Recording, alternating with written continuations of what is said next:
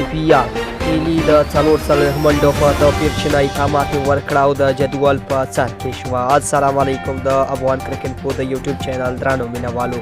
ډیلي کیپیټلز په یوه زبردسته لوبه کې د چینایي سوپر کینګز لوبډلې ته د 4 منډو په ستر توپیر ماتې ورکړه او IPL کې یې دویمه بریا هم خپله کړه.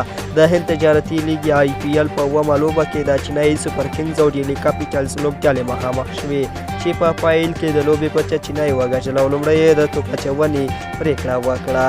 د ډیلي کیپیټلز د لوري په ټي وي شو په زړه پورې توپخانه ترسره کړه او په 44 توپونو یې 4 منډې ترلاسه کړې. همداراز شیکر دهوان 15 ریشب پانچ 22 ناکوزېدلی او د مشر شریس ایر 26 منډې ترلاسه کړې. ډیلي په ټاکلو 20 اورونو کې د 3 لوبغاړو په سوځېدو 115 منډې وکړې چې چینایي ته یې د 116 منډو هدف وټاکه. چینایي سوپر کینګز له لوري په شوچاو لاخه توپ اچونه ترسره کړه او 2 وکټې یې ترلاسه کړې. همداراز سام کارن هم 1 وکټ واخیستله.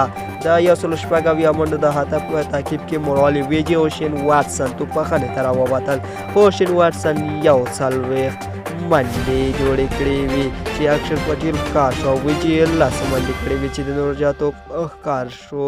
که څه هم پاپ ډوپلایسس هڅه وکړه او تر ټولو زیاتې 43 منډې یې ترلاسه کړې خو نورو توپوهونکو توپخانه ترسره نه کړه. کیدار جاو بیا 26 او مهندرا سنګ ډوني بیا 15 منډې وکړې. پاپ ډوپلایسس بیا په IPL کې د 2000 منډو هدف هم پوره کړ او شین واټسن چې کله راهیسې د چینایي لوبډلې سره لوبیږي د یادې لوبډلې لپاره یې د 1000 منډو هدف پوره کړ.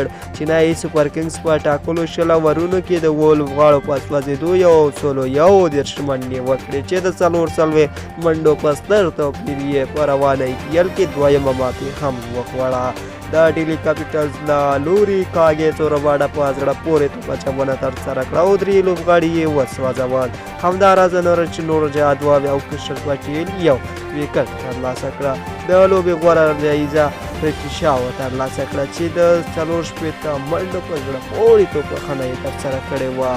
ډیلي کیپیټلز په خپله دویمه لوبه کې هم بریا خپله کړه او د 4 نمرو سره په جدول کې تر ټولو مخکښه لوبډله شوه. همداراز د چینایي سوپر کینګز لوبډلې بیا درېیمه لوبه وه چې له دویمې ماتې سره مخ شوه. سبا د سپټمبر په 26مه نیټه به د IPL په 8مه لوبه کې د کلکته نایټ رایډرز او سنرایزر حیدرآباد لوبډلې میدان ته کوز شي. یاده لوبه چې په ابوظبي کې ترسره کېږي د افغانستان په وخت 9 بجې به پیل شي. مننه د افغان کرکټ پو د یوټیوب چینل درانو مینوالو. زموږ چینل در سره سبسکرایب کړئ.